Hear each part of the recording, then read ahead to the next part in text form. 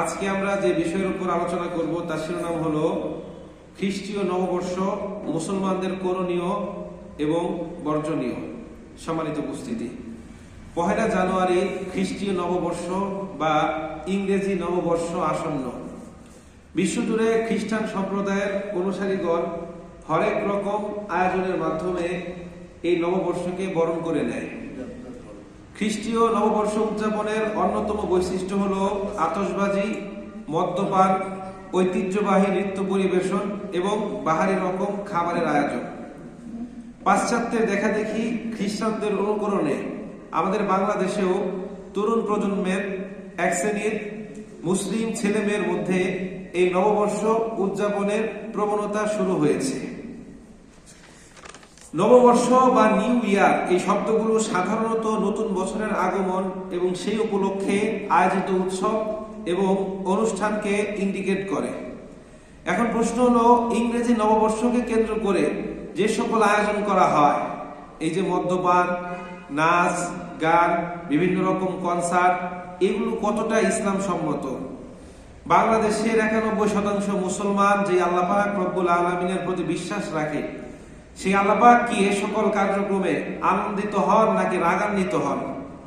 আমাদের ইসলামী শরীয়ত বা এই সম্পর্কে কি বলছে? সম্মানিত উপস্থিতি, আমরা না করলেও দেখবেন আমাদের কারো ছেলে, কারো মেয়ে, কারো নাতি নাতনি এই নববর্ষকে কেন্দ্র করে অনেক রকম আয়োজন কিন্তু তারা অলরেডি করে রেখে ফেলেছে পরিকল্পনা। দেখবেন 31st নাইটে তারা উদযাপন করবে। সম্মানিত উপস্থিতি, দেখেন বিভিন্ন রকমের উৎসবের রূপরেখা আমরা অনেকে উপলব্ধি না করলেও উৎসব সাধারণত একটি জাতির ধর্মীয় মূল্যবোধের সাথে সম্পৃক্ত। বিভিন্ন উৎসবের উৎপত্তি স্থল খোঁজ করলে পাওয়া যায় বিভিন্ন জাতির ধমনীতে প্রবাহিত ধর্মীয় অনুভূতি, ধ্যান, খেয়াল, রীতিনীতির ছোঁয়া। বর্তমানে আমাদের বাংলাদেশে 3টা ক্যালেন্ডার বা সন ব্যবস্থা প্রচলিত।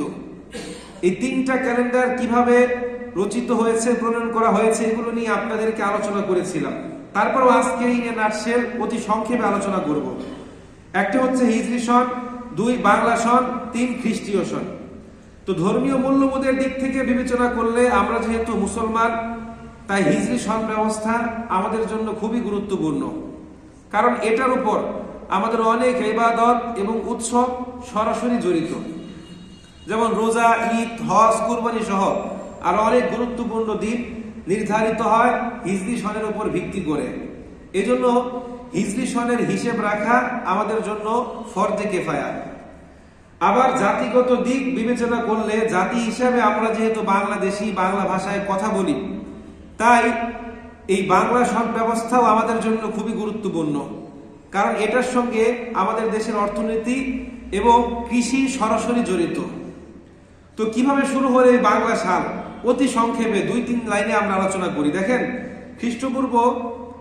এটা হচ্ছে 1556 খ্রিস্টাব্দে মুঘল সম্রাট আকবর দিল্লির সিংহাসনে আরোহণ করেন। তো আকবরের শাসন ব্যবস্থার প্রথম দিকে ভারতবর্ষের শাসন কার্য পরিচালিত হতো হিজরি সন ব্যবস্থাকে কেন্দ্র করে। কিন্তু এতে করে জনসাধারণের কাছ থেকে খাজনা আদায়, কর সংগ্রহে নানান রকম সমস্যার সম্মুখীন হতে হতো। কারণ ফসল উৎপন্ন হয় 16 বছরের উপর ভিত্তি করে। বৈশাখ মাস ছাড়া কি ধান কাটা যায়? বিভিন্ন সময়ে বিভিন্ন ফসল আসে না? মূলত বৈশাখ মাসেই কিন্তু আমরা ধান উঠাই। আবার হিজরি সন ব্যবস্থা পরিচালিত হয় চন্দ্র বছরের উপর ভিত্তি করে। তো চন্দ্র বছরের একটা বৈশিষ্ট্য হচ্ছে প্রত্যেক বছর 10 থেকে 11 দিন করে সামনের দিকে এগিয়ে যায়। এটা আল্লাহ পাক রব্বুল আলামিনের একটা বিশেষ রহমত যে ইবাদতকে তিনি চন্দ্রের সাথে সম্পৃক্ত করেছেন, যার ফলে যুগের পরিক্রমায় আরবি মাসগুলো সব ঋতুতেই আসে।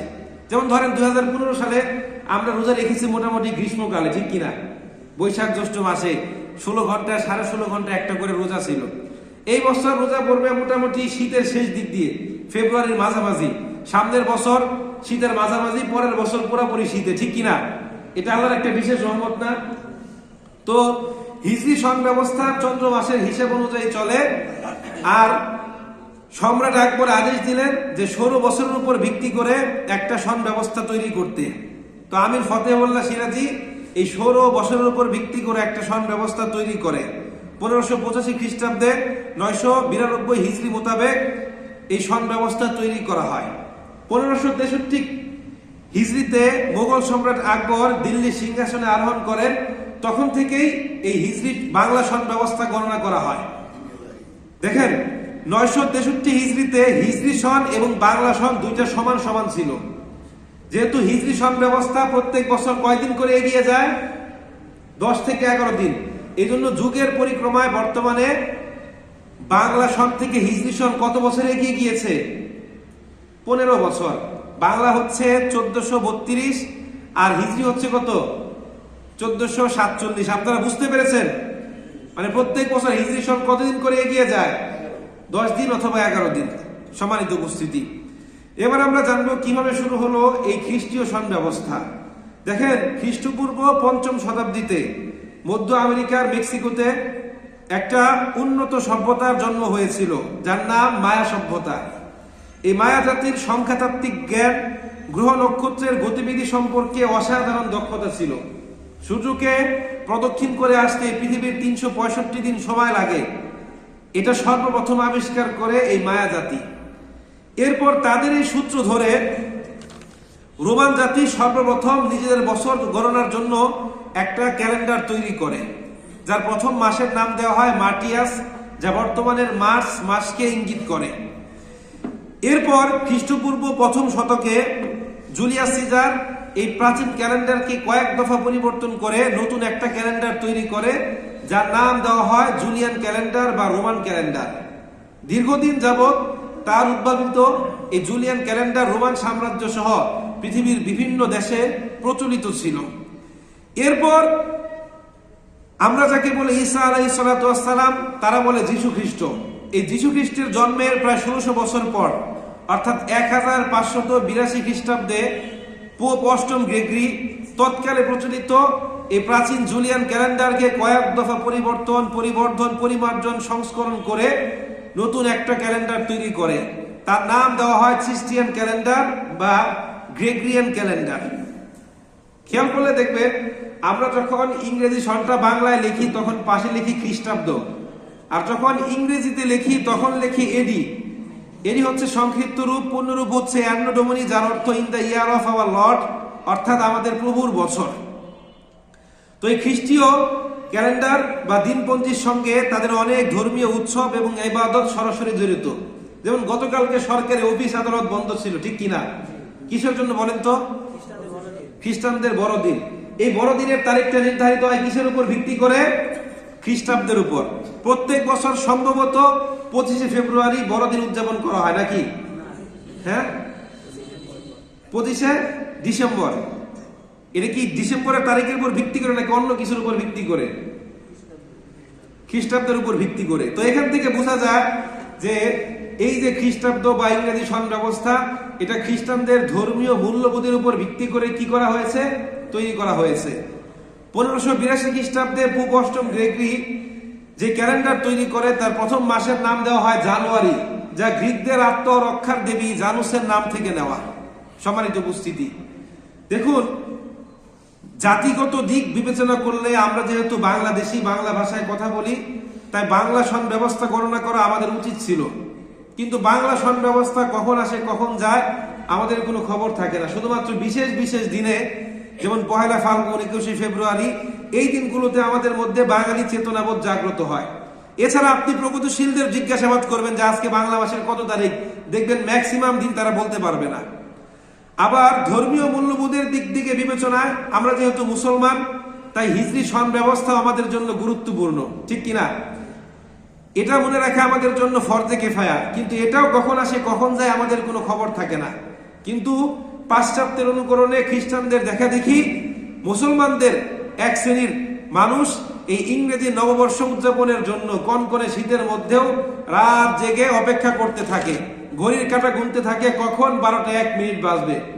যখনই 12টা 1 মিনিট বাজে ঠিক তখনই হ্যাপি নিউ ইয়ার উচ্চারণের মাধ্যমে শুরু হয়ে যায় হইচই। উল্লাসের ধ্বনিতে ফেরে পড়ে নববর্ষ প্রেমীরা। আতশবাজি, পটকাবাজির আওয়াজে প্রকম্পিত হয়ে ওঠে গোটা শহর। অসংখ্য নিম্ন শ্রেণীর মানুষ, রিক্সাওয়ালা, ঠেলাওয়ালা, ভ্যানওয়ালা, কৃষক, শ্রমিক, দিনমজুর সারাদিন কষ্ট করে এসে রাতের বেলায় ঘুমায়। এদের আরামের ঘুম হারাম হয়ে যায়। ছোট ছোট বাচ্চা এবং বৃদ্ধরা রাতের বেলা ঘুমের মধ্যে আটকে ওঠে। গাছের অসংখ্য পাখি এই যে আতশবাজির আওয়াজে মারা যায়, ঠিক কিনা সম্মানিত উপস্থিতি। এছাড়া প্রত্যেক বছর এই নববর্ষকে কেন্দ্র করে আমাদের দেশের গুলশান, বনানী, ধানমন্ডি সহ নামি দামি এরিয়ায় বড় বড় রেস্টুরেন্টগুলোতে বিপুল পরিমাণ মদ, বিয়ার, মাদক দ্রব্য সহ বিভিন্ন রকম কনসার্টের আয়োজন করা হয়। নর্তকীদের ভাড়া করে এনে সারা রাত নাচানো হয়, ঠিক কিনা। মদ খেয়ে মাতাল হয়ে আরো কত রকম অঘটনা, দাঙ্গা হাঙ্গামা ঘটে। অসংখ্য উঠতি বয়সী ছেলে মেয়ে বিবাহ বহির্ভূত সম্পর্কে জড়িয়ে পড়ে। সম্মানিত উপস্থিতি, এছাড়া এই নববর্ষকে কেন্দ্র করে আরো যে কত রকম অঘটন ঘটে, এটা শুধুমাত্র আল্লাহ পাক রব্বুল আলামিন ভালো বলতে পারবে। সম্মানিত উপস্থিতি, দেখেন এই যে আমরা জাতি হিসেবে কি বাংলাদেশি, জাতি হিসেবে কি বাংলাদেশি, আর আমরা ধর্মীয় মূল্যবোধের দিক থেকে বিবেচনা করলে কি মুসলমান। এই যে আমরা এগুলো করি, এখন এটা কি ইসলাম সম্মত বলেন? আমাদের ধর্মে কি এগুলোর ব্যাপারে কোনো দিক নির্দেশনা দেওয়া আছে বলেন? আছে? নাই। আমাদের ধর্মে এগুলো করা আছে যে নাচ গান করবে, মারামারি করবে, এগুলো বলা আছে? হ্যাঁ, এগুলো বলা নাই। সম্মানিত উপস্থিতি, তো বলছিলাম দেখেন আমরা জাতিগত দিক বিবেচনা করলে বাংলাদেশি, ধর্মীয় মূল্যবোধের উপর ভিত্তি করলে মুসলমান। সুতরাং এই খ্রিস্টীয় নববর্ষের সঙ্গে আমাদের জাতিগত বা ধর্মীয় কোনো সম্পর্ক নাই, কিন্তু একটা সম্পর্ক আছে, সেটা হচ্ছে জাগতিক।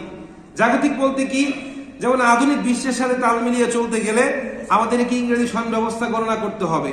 যেমন অফিস, আদালত, শিক্ষা প্রতিষ্ঠান, কোর্ট কাছারি, ব্যাংকিং ব্যবস্থা, আন্তর্জাতিক লেনদেন, দ্বিপাক্ষিক চুক্তি, এই সব কিছু নির্ধারিত হয় কিসের উপর ভিত্তি করে? ইংরেজি সন ব্যবস্থা। তো সেক্ষেত্রে শরীয়তের আদেশ কি? ওলামায়ে কেরাম বলছেন আর দরুরাতু তাতাকদ্দরু বিকদ্রিদ দরুরা, অর্থাৎ প্রয়োজনকে প্রয়োজন মাফিক ব্যবহার করা, এটা নিয়ে বাড়াবাড়ি মাতামাতি না করা। যেমন যেহেতু আন্তর্জাতিক লেনদেন, অফিস, আদালত সবকিছু ইংরেজি সন ব্যবস্থার উপর ভিত্তি করে পরিচালিত হয়, আমরা এটা গণনা করব, কোনো সমস্যা নাই। কিন্তু এই ইংরেজদের মতো করে, খ্রিস্টানদের মতো করে ইংরেজি নববর্ষ উদযাপন করব, বিশেষ বিশেষ দিন উদযাপন করব, হিন্দুদের মতো করে পহেলা বৈশাখ এবং অন্য অন্য দিবস উদযাপন করব, এটা কিন্তু আমাদের ধর্ম সমর্থন করে না, ঠিক কিনা? সমর্থন করে না। আমরা ইংরেজি ক্যালেন্ডার গণনা করব, সমস্যা নাই। সমস্যা হয় তখন যখন তাদের দেখা দেখি আমরা তাদের কৃষ্টি, কালচার, সভ্যতা, সংস্কৃতি, রীতিনীতি অনুসরণ করি। অথচ আল্লাহ পাক রব্বুল আলামিন কি বলছে? সূরাতুল মাইদা 51 নম্বর আয়াত, আল্লাহ পাক বলছেন ইয়া আইয়ুহাল্লাযীনা আমানু লা তাত্তাখিযুল ইয়াহুদা ওয়ান নাসারা আউলিয়া বা'দুহুম আউলিয়াউ বা'দ ওয়া মান ইয়াতাওয়াল্লাহুম মিনকুম ফাইন্নাহু মিনহুম ইন্নাল্লাহা লা ইয়াহদিল কওমাজ জালিমিন। আল্লাহ পাক বলছেন ইয়া আইয়ুহাল্লাযীনা আমানু, হে ঈমানদারেরা, লা তাত্তাখিযুল ইয়াহুদা ওয়ান নাসারা আউলিয়া, তোমরা ইহুদি এবং খ্রিস্টানদেরকে নিজেদের বন্ধুরূপে গ্রহণ করো না। বা'দুহুম আউলিয়াউ বা'দ, কেননা তোমাদের বিরুদ্ধে তারা সর্বদা একে অপরের বন্ধু। ওয়া মান ইয়াতাওয়াল্লাহুম মিনকুম ফাইন্নাহু মিনহুম, আর তোমাদের মধ্যে যেই ব্যক্তি আমি আল্লাহর কথা থেকে মুখ ফিরিয়ে নিয়ে তাদের সঙ্গে বন্ধুত্ব করবে, ইন্নাল্লাহা লা ইয়াহদিল কওমাজ জালিমিন, তারা যেন জেনে রাখে যে আল্লাহ পাক রব্বুল আলামিন কখনোই জালেম সম্প্রদায়কে হিদায়াতের পথ প্রদর্শন করে না। তো এই আয়াত দ্বারা আল্লাহ পাক রব্বুল আলামিন মুমিনদেরকে বুঝিয়ে দিলেন, তাদেরকে সতর্ক করে দিলেন যে কোনোভাবে ইহুদি, খ্রিস্টান, হিন্দু, বৌদ্ধ এদের সঙ্গে কি করা যাবে না? বন্ধুত্ব করা যাবে না। এদের কৃষ্টি, কালচার, রীতিনীতি অনুসরণ করা যাবে না।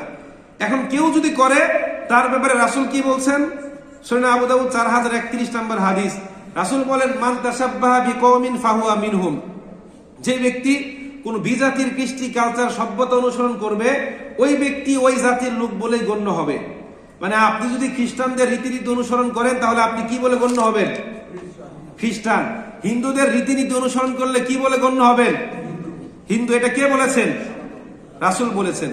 দেখুন, আমরা হিন্দু, বৌদ্ধ, ইহুদি, খ্রিস্টানদেরকে যতই আপন ভাবি, যতই বন্ধু ভাবি, তারা কখনোই আমাদেরকে প্রকৃতপক্ষে মন দিয়ে বন্ধু ভাবে না। এটা কে বলছেন? আল্লাহ পাক রব্বুল আলামিন বলছেন। যতক্ষণ পর্যন্ত আমরা আমাদের ধর্ম বিশ্বাস ত্যাগ করে তাদের ধর্ম বিশ্বাস গ্রহণ না করবো, অ্যাকসেপ্ট না করব, ততক্ষণ পর্যন্ত তারা কখনোই মন থেকে আমাদের ভালো চাইবে না। দলিল কি? সূরাতুল বাকারা 120 নম্বর আয়াত, আল্লাহ পাক বলেন ওয়ালান তারদু আনকাল ইয়াহুদা ওয়ালান নাসারা হাত্তা তাত্তাবিয়া মিল্লাতাহুম, এই ইহুদি খ্রিস্টানরা কখনোই তোমাদের বন্ধু হবে না যতক্ষণ না তোমরা তাদের ধর্মকর্ম অনুসরণ করো। এখন যেহেতু আল্লাহ পাক এই কথা বলেছে, এজন্য আমরা শুধুমাত্র তাদের সঙ্গে মারামারি করব, তাই নাকি? এটাও করব না। আমরা তাদের সঙ্গে সামাজিক, রাজনৈতিক, অর্থনৈতিক, আন্তর্জাতিক সহ অবস্থান রাখবো, এটা কোনো সমস্যা নাই। কিন্তু সমস্যা হচ্ছে আমরা তাদের কৃষ্টি, কালচার, রীতিনীতি অনুসরণ করব না। রাসূল কি তাদের সঙ্গে সম্পর্ক রাখেন নাই? রাসূল মক্কা থেকে মদিনায় হিজরত করার পর মদিনাকে একটা ইসলামী রাষ্ট্র হিসেবে ঘোষণা করলেন এবং মদিনায় বসবাসরত ইহুদি, খ্রিস্টান এবং অগ্নি উপাসক বা মূর্তি পূজারীদের সঙ্গে একটা সাধারণ জাতীয় কমনওয়েলথ গড়ে তুললেন, যার উদ্দেশ্য ছিল নবগঠিত ইসলামী রাষ্ট্রের সিকিউরিটি বা নিরাপত্তা নিশ্চিত করা। তো এখান থেকে বোঝা যায় যে তাদের সঙ্গে আমাদের সামাজিক, রাজনৈতিক, আন্তর্জাতিক সহ অবস্থান থাকবে, কিন্তু তাদের সংস্কৃতি তাদের, আমাদের সংস্কৃতি কি আমাদের। আমরা কখনোই কি করব না, তাদের সংস্কৃতি অনুসরণ করব না। আজকে দেখেন মুসলমানের সন্তান খ্রিস্টানদের দেখা দেখি, হিন্দুদের দেখা দেখি নববর্ষ, বাংলা নববর্ষ, ইংরেজি নববর্ষ উদযাপন করে। অথচ আজকে আমরা যদি মুসলিম বিশ্বের দিকে তাকাই তাহলে আমাদের হৃদয়ে রক্তক্ষরণ হবে। 1948 সাল থেকে শুরু করে 50 সাল পর্যন্ত এই ইহুদি দখলদাররা ফিলিস্তিনের 7,50,000 মানুষকে বাস্তুচ্যুত করেছে। 1947 সালের আরব ইসরায়েল যুদ্ধের সময় আরো প্রায় 30 লক্ষ মানুষকে বাস্তুচ্যুত করেছে। ফিলিস্তিনের 78% ভূমি দখল করেছে। এছাড়া চীনের জিনজিয়াং প্রদেশের উইঘুর মুসলিমদেরকে নিপীড়ন করা হচ্ছে। মায়ানমার, সিরিয়া, কুর্দিস্তান সহ পৃথিবীর বিভিন্ন রাষ্ট্রে মুসলিমদের উপর নিপীড়ন করা হচ্ছে। এটা নিয়ে আমাদের কোনো খেয়াল নাই। অথচ আমরা কি করছি, তাদের মতো নববর্ষ উদযাপন করছি। সম্মানিত উপস্থিতি, এই যে আমরা ইংরেজি নববর্ষ উদযাপন করছি, একটা বছর শেষ হয়ে যাওয়ার পর নতুন একটা বছরের জন্য আমরা আনন্দ করছি, উৎসব করছি। কিসের এত উৎসব আমাদের বলেন তো? আমাদের বিগত বছরটা কি শুধুই সুখের ছিল, যে 364টা দিন সুখের গিয়েছে, শুধুমাত্র শেষ দিনটাও আমরা আনন্দ করে কাটাই? নাকি বিগত বছরটা শুধুমাত্র কষ্টের, যে কষ্ট এখন থেকে চিরদিনের জন্য বিদায়, সামনে শুধু কি শান্তি আর শান্তি? এরকম কিছু আছে বলেন? এরকম কিছু আছে? নাই। বরং সুখ দুঃখ দুইটা মিলেই আমাদের উচিত ছিল, এবং সামনে সুখ দুঃখ দুইটাই কি থাকতে পারে। আজকে দেখুন বিশ্বের দিকে তাকিয়ে মুসলিমরা কত অসহায়, কিন্তু বাংলাদেশের দিকে তাকিয়ে দেখুন 91% মুসলমানের দেশে কয়জন সংখ্যালঘুর উপর নির্যাতন করা হচ্ছে? বরং খোঁজ দিলে দেখা যায় বাংলাদেশের মুসলমানদের চাইতে সংখ্যালঘুরা বেশি সুযোগ সুবিধা ভোগ করছে, ঠিক কিনা? এরপরও এরা বিভিন্ন আন্তর্জাতিক গণমাধ্যম এবং বাইরের রাষ্ট্রে গিয়ে আমাদের দেশের বিরুদ্ধে কি করে? ষড়যন্ত্র করে। আজকে দেখেন মুসলিম দেশগুলোতে তারা বিভিন্ন রকম নতুন নতুন সমস্যা সৃষ্টি করে এই দেশগুলোকে অস্থিতিশীল করে রাখছে। সমস্যা অনেক রকম, কালচারাল সমস্যা, এরপর জাতিগত সমস্যা, চেতনাগত সমস্যা। বাংলাদেশে দেখেন প্রগতিশীলরা কত চেতনাগত সমস্যা নিয়ে পড়ে আছে। আজকে পশ্চিমা রাষ্ট্রের কথা ভাবেন, যেখানে একটা কুকুরকে মারলে আদালতে বিচার হয়, জেল খাটতে হয়, সেখানে লক্ষ লক্ষ মুসলিমদেরকে মারা হচ্ছে, এটা নিয়ে কারো কোনো কি নাই, কথা নাই। বাংলাদেশের কথাই দেখেন, বাংলাদেশে 8টা কুকুরের বাচ্চাকে মারার কারণে এক মহিলাকে তার পরের দিন গ্রেপ্তার করা হয়েছে। অথচ হাদি ভাই মারা গিয়েছে আজকে প্রায় 1 সপ্তাহ। ডেইলি স্টার, প্রথম আলোর কার্যালয়ে শুধুমাত্র আগুন দেওয়ার কারণে হাজার হাজার ধর্মীয় মূল্যবোধ সম্পন্ন ব্যক্তিত্বকে গ্রেফতার করা হয়েছে, কিন্তু এই যে হাদি হত্যার সঙ্গে যারা জড়িত এটা নিয়ে কোনো আপডেট নাই। তাহলে বলেন বাংলাদেশটা কারা পরিচালনা করছে? এটা নিয়ে তো আপনাদের বোঝা উচিত। আমরাই আবার কি করব, 200-400 টাকার বিনিময়ে এদের পিছনে দৌড়াদৌড়ি করব। এতটুকু আপনি বুঝেন যে ডেইলি স্টার প্রথম আলোতে আগুন দেওয়ার কারণে একজন মানুষে কিন্তু মারা যায় নাই, কত মানুষকে গ্রেপ্তার করা হয়েছে। আর হাদি ভাই মারা গিয়েছে 1 সপ্তাহে, একজনকেও গ্রেপ্তার, 2-3 জনকে করেছে, তারা তো মূল আসামি না। এটা তো আরো বেশি হওয়ার কথা ছিল, ঠিক কিনা? সম্মানিত উপস্থিতি, তো বলছিলাম দেখেন আজকে মুসলমানরা কতটা অসহায়। আজকে মুসলিম দেশগুলোতে কত রকম অস্থিতিশীল তারা করে রাখছে। সম্মানিত উপস্থিতি, দেখেন আমরা ইহুদি খ্রিস্টানদের সঙ্গে মিলিয়ে এই ইংরেজি সন ব্যবস্থা গণনা করব, আমাদের কোনো সমস্যা নাই। কিন্তু আমরা কোনোভাবে কোনো ক্রমে তাদের সঙ্গে মিলিয়ে কি করব না, 31st নাইট উদযাপন করব না। আমাদের ছেলে মেয়ে নাতি নাতনি যারা আছে এদেরকেও আমরা উদযাপন করতে দেব না। আমরা মুসলমান, আমরা আল্লাহ প্রদত্ত একমাত্র ধর্ম ইসলাম ধর্মের অনুসারী, আমরা সর্বশ্রেষ্ঠ নবীর উম্মত। আমরা বিশ্বাস করি যে আমাদের দুনিয়াতে মৃত্যুবরণ করার পর পরকাল নামক একটা কি আছে, জীবন আছে। সেখানে পার্থিব জীবনের সকল কৃতকর্মের হিসাব কার কাছে দেওয়া লাগবে? আল্লাহর কাছে দেওয়া লাগবে। আর যারা ইহুদি, খ্রিস্টান, হিন্দু, বৌদ্ধ এরা পরকালে বিশ্বাস করে না, এরা পরকালে বিশ্বাস করে না। এই জন্য এরা বলে আমাদের ভালো মন্দ সব কিছু দুনিয়াতে, আমরা যা করার এখানেই করে যাব। এটার দলিল কি? সূরাতুল মুমিনুনের 37 নম্বর আয়াত। আল্লাহ পাক বলেন, ইন হিয়া ইল্লা হায়াতুনাদ দুনিয়া নামুতু ওয়া নাহইয়া ওয়া মা নাহনু বিমাবউসিন। এটা হচ্ছে তাদের কথা, আমরা যতদিন বাঁচবো এই দুনিয়াতেই বাঁচবো, মৃত্যুর পর মাটির সঙ্গে মিশে যাব, আমরা কখনোই পুনরায় আর জীবিত হব না। এই যে একটা বিশ্বাস, এই বিশ্বাসের কারণেই তাদের কাছে মদ, জুয়া, নারী, জেনা, ব্যভিচার, সুদ, ঘুষ, দুর্নীতি সব কিছু জায়েজ। মানে আপনি যাচ্ছেন যে এই 1 ঘন্টা আপনার জন্য ফ্রি, 1 ঘন্টার কোনো হিসাব আপনার দেওয়া লাগবে না, বা একদিনে আপনাকে ফ্রি করে দেওয়া হলো, একদিনের কোনো হিসাব আপনার দেওয়া লাগবে না। এখন আপনি একদিন যা ইচ্ছা তাই করবেন, ঠিক কিনা?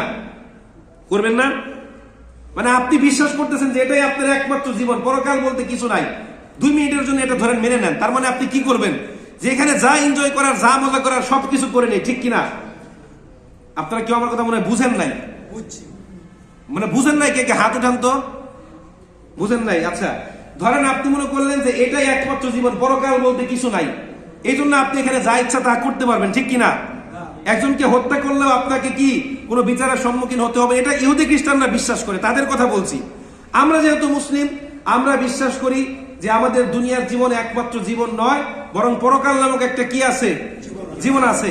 সেখানে ভালো মন্দ সকল কৃতকর্মের হিসাব কার কাছে দেওয়া লাগবে? আল্লাহর কাছে দেওয়া লাগবে। এবং আমাদের ভালো মন্দ কৃতকর্ম বিচার করার পর আল্লাহ পাক হয় আমাদেরকে জান্নাত দিবেন, অন্যথায় কি করবেন? জাহান্নামে দিবেন। আমরা বিশ্বাস করি যে ক্ষণস্থায়ী পৃথিবীতে আল্লাহ পাক রব্বুল আলামিন আমাদেরকে পাঠিয়েছেন কেন? পরীক্ষার জন্য, কিছু পুঁজি সংগ্রহের জন্য, ঠিক কিনা? কিছু উপার্জন করার জন্য। আমাদেরকে যে আল্লাহ পাক রব্বুল আলামিন জীবন দিয়েছে, আমাদের এই জীবন বা হায়াতের উদাহরণ হচ্ছে একটা বরফ খণ্ড বা একটা জ্বালানি মোমের মতো। ধরেন একটা মোমকে আপনি জ্বালিয়ে দিলেন, এটা গলতে গলতে এক পর্যায়ে শুধুমাত্র বাড়তেই থাকবে, ঠিক কিনা? সবাই হা বললেন। বাড়তে থাকবে না, কমে যাবে। একটা বরফ খণ্ডকে ফ্রিজ থেকে বের করে উন্মুক্ত আকাশের নিচে রেখে দিলেন, এটা আস্তে আস্তে শক্ত হতে থাকবে আর বাড়তে থাকবে, ঠিক কিনা? আস্তে আস্তে গলতে থাকবে। মানে আপনাদের পজিটিভ কথা বললে রেসপন্স আসে না, এই জন্য আমি উল্টা করে বলছি। মানে বরফ খণ্ড আস্তে আস্তে গলতে গলতে শেষ হয়ে যাবে। এটা কি মিথ্যা না সত্য? তার মানে যেদিন আমরা মায়ের গর্ভ থেকে পৃথিবীতে এসেছি, সেদিন থেকে আমাদের বয়স আস্তে আস্তে বাড়ছে, ঠিক কিনা? কমছে। If time has once gone, it is gone forever. যে সময় একবার চলে যায় সেটা চিরদিনের জন্য চলে যায়। এই যে একটা বছর, 12টা মাস, 52টা সপ্তাহ, 365টা দিন, 8760 ঘন্টা, 5,25,000 আপনার 600 মিনিট, 3,15,36,000 সেকেন্ড আমাদের জীবন থেকে চলে গেল। এখন সবাই মিলে যদি চেষ্টা করি, একটা মাস কি আমরা ফিরিয়ে আনতে পারবো? ধরেন পৃথিবীর সবচেয়ে বড় বড় ব্যক্তিরা, আমেরিকার প্রেসিডেন্ট, রাশিয়ার প্রেসিডেন্ট, জার্মানির চ্যান্সেলর, বাংলাদেশের প্রধানমন্ত্রী, তারপরে জাতিসংঘের যে মহাসচিব আছে, এশিয়ান, তারপরে সার্ক, G7, G27, G77, সবগুলার যেই আপনার মহাসচিব বা সভাপতি বা সব ব্যক্তিবর্গ মিলে যদি চেষ্টা করে যে আমরা ক্যালেন্ডারের পাতাকে 1 মাস ঘুরিয়ে দিলাম, 1 মাস ঘুরিয়ে দিলাম, আমরা 1 মাস পিছনের দিকে চলে গেলাম, সম্ভব এটা? ধরেন সবাই মিলে যদি চেষ্টা করে যে না আমরা ঘড়ির কাঁটাকে 6 ঘন্টা পিছিয়ে দিই, সবাই মিলে চেষ্টা করি, এটা করা যাবে, ঠিক কিনা? ঘড়ির কাঁটাকে হয়তো বাহ্যিকভাবে আপনার ঘড়ির কাঁটাকে আপনি পিছিয়ে দিবেন, তারটা কে পিছিয়ে দিবে? ওনারটা কে পিছিয়ে দিবে? হয়তোবা আপনি এমন একটা টেকনোলজি আবিষ্কার করলেন যা দিয়ে সমস্ত ঘড়ির কাঁটা আপনি 1 ঘন্টা পিছিয়ে দিতে পারবেন। কার বাবার ক্ষমতা আছে সূর্যকে 1 ঘন্টা পিছিয়ে দেওয়ার? বলেন, কারো ক্ষমতা আছে? এভাবে আমাদের জীবন থেকে সময় অতি দ্রুত গতিতে ফুরিয়ে যাচ্ছে। এভাবে আমাদের কারো জীবন থেকে 1 মাস, কারো 1 বছর, কারো 10 বছর, কারো 5 বছর, কারো 50 বছর, কারো 100 বছর অতীত হয়ে গিয়েছে, ঠিক কিনা? একটা সেকেন্ড চলে যাওয়া মানে কি? মৃত্যুর এক ধাপ সামনের দিকে চলে যাওয়া। এখন প্রশ্ন থেকে যায় যে এই যে সময় আমাদের থেকে চলে যাচ্ছে, আমরা পরকাল জীবনের জন্য কতটুকু প্রস্তুতি গ্রহণ করেছি? আল্লাহ পাক রব্বুল আলামিন সূরাতুল হাশরের 18 নম্বর আয়াতের মধ্যে বলছেন, ইয়া আইয়ুহাল্লাযীনা আমানুত্তাকুল্লাহ ওয়াল তানজুর নাফসুম মা কদ্দামাত লিগাদি ওয়াত্তাকুল্লাহ ইন্নাল্লাহা খাবীরুম বিমা তা'মালুন। কারা পারেন না জিজ্ঞাসাবাদ করব না, এই আয়াতের অর্থ কয়জন শুনে বুঝেছেন? হাত তুলেন। মানে আমি একটু জাজ করতে চাই যে কয়জন এই আয়াতের অর্থ, আবার কেউ অপমান বোধ করেন না, না মানে কয়জন আমরা এই আয়াতের অর্থ জানি? মাশাআল্লাহ, উনি তো আলেম, এছাড়া সাধারণ মানুষ কয়জন জানি? ইয়া আইয়ুহাল্লাযীনা আমানুত্তাকুল্লাহ ওয়া তানজুর নাফসুম মা কদ্দামাত লিগাদি ওয়াত্তাকুল্লাহ ইন্নাল্লাহা খাবীরুম বিমা তা'মালুন। মানে আমরা এখানে পার্সেন্টেজ হিসাব করলে 100 জনের মধ্যে 1% চাইতেও কম, ঠিক কিনা? জানি। এখন আল্লাহ পাক কি বলছেন? আল্লাহ পাক বলছেন ইয়া আইয়ুহাল্লাযীনা আমানুত্তাকুল্লাহ। খেয়াল করবেন, হে ঈমানদাররা তোমরা আল্লাহকে ভয় করো। ওয়াল তানজুর নাফসুম মা কদ্দামাত লিগাদ, এবং প্রত্যেকটা প্রাণী যেন ভেবে দেখে তার আগামী দিবসের জন্য সে কি প্রেরণ করেছে। ওয়াত্তাকুল্লাহ, আল্লাহ পাক আবার বলছেন তোমরা আল্লাহকে ভয় করো। ইন্নাল্লাহা খাবীরুম বিমা তা'মালুন, নিশ্চয় তোমরা যা করো সেই সম্পর্কে আল্লাহ পাক রব্বুল আলামিন অবগত। এখন এই আয়াতের দ্বারা আল্লাহ পাক কি বুঝিয়েছেন? আল্লাহ পাক আমাদেরকে বোঝাতে চাচ্ছেন যে বান্দা, এই যে একটা বছর অতীত হয়ে গেল, তুমি একটা বছরে যে সকল কৃতকর্মগুলো করেছো, ভালো কাজ খারাপ কাজ, একটা পাল্লা রাখা হলো, এই পাল্লায় ভালো কাজ, এই পাল্লায় খারাপ কাজ যদি রাখা হয়, তোমার কোন দিকের পাল্লাটা ভারী হবে, ভালো কাজ না খারাপ কাজে? তুমি যদি এখন মারা যাও, তোমার চূড়ান্ত ডেস্টিনেশন বা গন্তব্যস্থল কোন দিকে হবে, জান্নাত না জাহান্নাম? এটাই হলো ভাববার বিষয়। এই জন্য সূরা তিরমিজির 2462 নম্বর হাদিস, রাসূল বলেন হাসিবু ক্বাবলা আন তুহাসাবু ওয়াজিনু ক্বাবলা আন তুজানু। তোমার হিসাব করার আগে তুমি নিজেই হিসাব করো, তোমার আমল পরিমাপ করার পূর্বে তুমি নিজেই তোমার আমল পরিমাপ করো। সেদিন আল্লাহ পাক রব্বুল আলামিন বলবেন ইকরা কিতাবাকা কাফা বিনাফসিকা ইয়াউমা আলাইকা হাসিবা। তোমার হিসাব তুমি নিজে কষো, তুমি নিজেই তোমার হিসাব দেওয়ার জন্য যথেষ্ট। আল্লাহ পাক একটা বই দিয়ে বলবে এটা হচ্ছে তোর আমলনামা, তুই পড়। এই যে একটা বছর চলে গেল, এই একটা বছর যদি আমরা 31st নাইট উদযাপন না করে এইভাবে উদযাপন করি যে এই যে একটা বছর গেল, আমি যদি একটা রিপোর্ট খাতা বানাই যে একটা বছর যদি আমরা 365 দিন 5 দিয়ে গুণ করি তাহলে কত হয়? 1825। তাহলে এক বছরে কত হয়? 1825 ওয়াক্ত। 1825 ওয়াক্ত নামাজের মধ্যে কয় ওয়াক্ত নামাজ আমার কাজা হয়েছে, কয় ওয়াক্ত নামাজ জামাত ছাড়া পড়েছি, কয়দিন ফজরের নামাজ মসজিদে গিয়ে পড়েছি, কয়দিন ফজরের নামাজ মসজিদে গিয়ে পড়তে পারি নাই। এটা যদি হিসাব করতে পারি যে এই যে একটা বছরে আমি কয়টা ভালো কাজ করেছি, একটা বছরে কয়টা খারাপ কাজ করেছি, কয়জনের সঙ্গে মিথ্যা বলেছি, কয়জনকে ধোঁকা দিয়েছি, কত টাকা সুদ খেয়েছি, যদি এই হিসাব আমরা করতে পারি তাহলে আমরা নিজেরাই নিজেদের হিসাব করতে পারবো, ঠিক কিনা? সম্মানিত উপস্থিতি, আজকে আমরা পরকালকে গুরুত্ব দেই না, জাহান্নামকে তেমন একটা ভয় করি না, জান্নাত নিয়ে তেমন একটা আশাও করি না। এর একমাত্র কারণ কি? আমরা নগদে বিশ্বাসী। গত জুমায় বলেছিলাম হযরত আব্দুল্লাহ ইবনে মাসউদ রাদিয়াল্লাহু তাআলা আনহু বলেন যে সাধারণ মানুষের মধ্যে পরকালের তুলনায় ইহকালকে প্রাধান্য দেওয়ার প্রবণতা লক্ষ্য করা যায়। কারণ ইহকালের সুখ শান্তি নাজ নিয়ামত সবকিছু উপস্থিত, আর পরকালেরটা কি? অনুপস্থিত। এখন আমি মাঝে মাঝে ভাবি, একবার সম্ভবত বলেছিলাম, যদি আল্লাহ পাক রব্বুল আলামিন নির্ধারণ করে দিতেন যে বান্দা তোমার পা দ্বারা এই পরিমাণ খারাপ কাজের দিকে ধাবিত হলে তোমার পা লুলা হয়ে যাবে, অর্থাৎ পা দ্বারা 100টা খারাপ কাজের দিকে গেলে তোর পা ল্যাংড়া হয়ে যাবে, এই চোখ দ্বারা 100টা খারাপ ভিডিও দেখলে তোর চোখ আস্তে আস্তে অন্ধ হয়ে যাবে। যদি আল্লাহ পাক নির্ধারণ করে দিতেন তোর এই হাত দ্বারা এত টাকা উল্টা পাল্টা করলে, এই জায়গার জিনিস ওই জায়গায় নিলে, পোলাপানকে হারাম খাওয়ালে, উল্টা পাল্টা করলে, চুরি করলে, মানে খারাপ জায়গায় অবৈধ পথে সাইন করলে তোর হাতটা আস্তে আস্তে লোলা হয়ে যাবে, তাহলে আমরা সবাই শরীরের বিভিন্ন অঙ্গ প্রত্যঙ্গ দিয়ে খারাপ কাজ করতাম নাকি করতাম না? কেন করতাম না? ভয়ে, কারণ নগদে বিশ্বাসী। ওইটা করলে দুনিয়াতে ধরা খেয়ে যাব। হুজুর যে খারাপ, হুজুর যে সুদ খায়, হুজুর যে উল্টা পাল্টা করে, হুজুর যে দুর্নীতি করে, যদি সঙ্গে সঙ্গে করলে প্রমাণিত হয়ে যেত তাহলে আমি এটা করতাম না, ঠিক কিনা? আপনার কথা বললাম না, থুতু নিজের গায়ে মারলাম। মানে আমি সুদ খাচ্ছি, ঘুষ খাচ্ছি, উল্টা পাল্টা করছি, মানে হাত দিয়ে খারাপ কাজ করলে হাত তোলা, তার মানে হুজুর হাত দিয়ে খারাপ কাজ করে। চোখ দিয়ে খারাপ ভিডিও দেখা মানে চোখ অন্ধ, তার মানে হুজুর কি চোখ দিয়ে খারাপ। আপনাদের কথা বললাম না, আমি দেখি, তার মানে কি? মানে এইগুলো করলে কেউ দুনিয়াতে করতাম না, ঠিক কিনা? হ্যাঁ, অথচ আল্লাহ পাক রব্বুল আলামিন বারংবার বলছেন যে তোমাদের হিসাব নেওয়া হবে, ভালো খারাপ দুইটা কৃতকর্মের উপর ভিত্তি করে হয় জান্নাত অথবা জাহান্নাম দেওয়া হবে। এটা আমরা কেউ বিশ্বাস করি না। করি বিশ্বাস? মনে মনে করি, কিন্তু বাস্তবে করি না, একটু একটু করি, ঠিক কিনা? আচ্ছা, বিশ্বাস কি কম বেশি আছে? বিশ্বাস হয় আছে না হয় নাই? বিশ্বাস হয় আছে না হয় নাই? এখন আমি আপনাকে বললাম যে এই যে কারেন্টের দুইটা সকেট দেখা যায়, এখানে হাত দিলে আপনি কি শর্ট খেয়ে মারা যাবেন। আপনি বলেন হুজুর একটু একটু বিশ্বাস করি, তার মানে আপনি একটু একটু হাত দিবেন নাকি? বিশ্বাস একটু একটু করলে একটু একটু হাত দিবেন নাকি? প্র্যাকটিক্যাল বয়ান, কোনো কিচ্ছা কাহিনী না। বিশ্বাস একটু একটু করলে একটু একটু হাত দিবেন নাকি? যদি বিশ্বাস করে থাকেন হাতই দিবেন না, আর বিশ্বাস না করলে হাত দিবেন, ঠিক কিনা? এখন প্রশ্ন হচ্ছে পরকাল দিবসকে কে কত পার্সেন্ট বিশ্বাস করে? এই বিশ্বাসের গভীরতা কিরকম?